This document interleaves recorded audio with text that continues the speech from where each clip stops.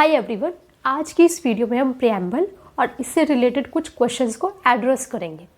जैसे कि सबसे पहला, प्रियम्बल का मतलब क्या है। सेकंड क्वेश्चन, प्रियम्बल के सारे इंपॉर्टेंट टर्म्स को डिटेल में एक्सप्लेन करना। थर्ड वन, प्रियम्बल को किसने ड्राफ्ट किया और कब इसे अडॉप्ट किया गया। And fourth one, preamble constitution का पार्ट है या फिर नहीं है। तो फर्स्ट क्वेश्चन, प्रियम्बल का मतलब क्या है।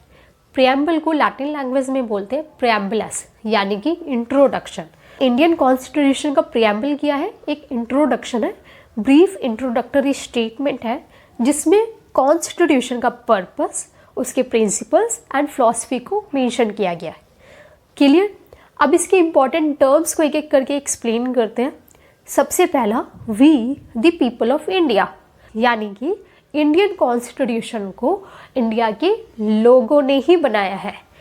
इनके बिहाफ पर कॉन्स्टिट्यूएंट असेंबली ने बनाया है, बाहर की किसी भी एक्सटर्नल बॉडी ने आकर नहीं बनाया है। तो इंडियन कॉन्स्टिट्यूशन का सोर्स क्या हुआ, we the people of India. इसके बाद आता है sovereign, socialist, secular, democratic and republic. ये पांचों वर्ड्स इंडिया का नेचर डिफाइन करते हैं कि इंडिया का नेचर कैसे रहेगा। तो एक एक करके इनको भी डिटेल में करते हैं। सॉवरेन यानी कि ऐसी एंटिटी जो कि बाहर की किसी भी बॉडी के अंडर कंट्रोल नहीं है, ये अपने आप में अनकंट्रोल्ड पावर को यूज़ कर सकती है।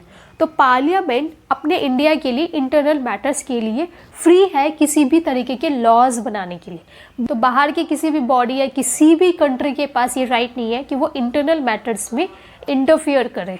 इंडिया अपने आप में एक सॉवरेन कंट्री है जो अपने इंटरनल मैटर्स को खुद से डील करता है। सोशलिस्ट का मतलब क्या होता है, सोशलिस्ट जिसे 42nd अमेंडमेंट में इंसर्ट किया गया था। सोशलिस्ट एक डेमोक्रेसी और सोशलिज्म दोनों का मिक्सचर है, यानी कि हर किसी को इक्वल अपॉर्चुनिटी प्रोवाइड की जाएगी हर फील्ड में, जैसे इकोनॉमिक लेवल पर, सोशल लेवल पर, पॉलिटिकल लेवल पर।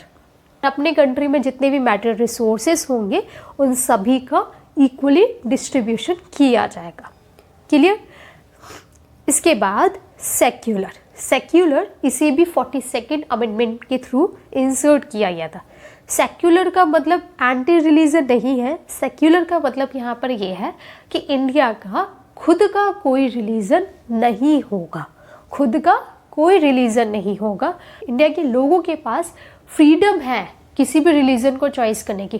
किसी भी रिलीजन को कोई भी पर्सन प्रैक्टिस कर सकता है, प्रोफेस कर सकता है, प्रोपेगेट कर सकता है, लेकिन इंडिया का खुद का कोई रिलीजन नहीं होगा। सारे रिलीजन इक्वल है। क्लियर।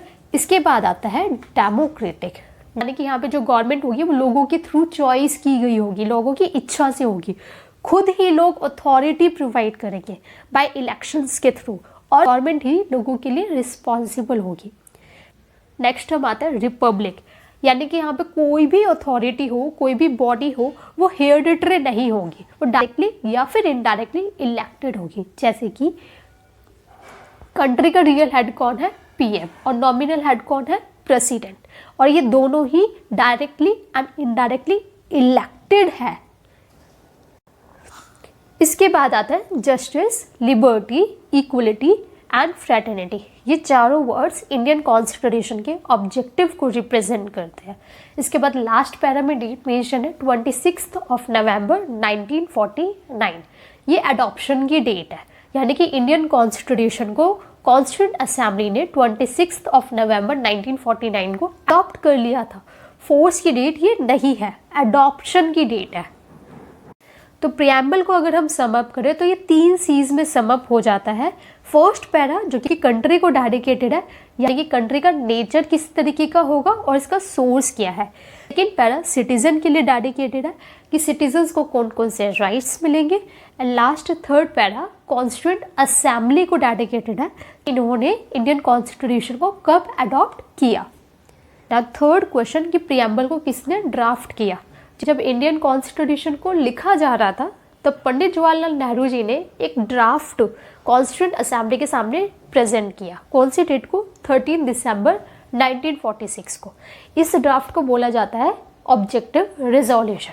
इसी ऑब्जेक्टिव रेजोल्यूशन को कॉन्स्टिट्यूएंट असेंबली ने 22 जनवरी 1947 को एज अ प्रियम्बल अडॉप्ट कर लिया था। तो आज जो इंडियन कॉन्स्टिट्यूशन में प्रियम्बल है ये वही ऑब्जेक्टिव रेजोल्यूशन है। Now last question, preamble constitution का पार्ट है या फिर नहीं है। इसके लिए हमें 2 केस लॉज पता होने चाहिए। सबसे पहला केस लो, री बेरूबेरी यूनियन केस 1960 का ये केस है। इसमें सुप्रीम कोर्ट ने हेल्ड ऑन किया कि प्रियम्बल इंडियन कॉन्स्टिट्यूशन का पार्ट नहीं है।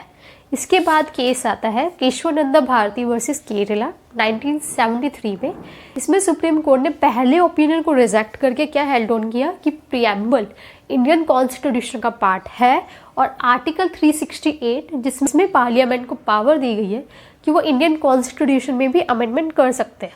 और अभी तक प्रियम्बल में सिर्फ एक ही बार अमेंडमेंट हुआ है 1976 में, जिसे 42nd कॉन्स्टिट्यूशनल अमेंडमेंट के नाम से जाना जाता है, जिसमें 3 नए वर्ड्स को ऐड ऑन किया गया था, सेक्युलरिज्म, सोशलिज्म एंड इंटीग्रिटी।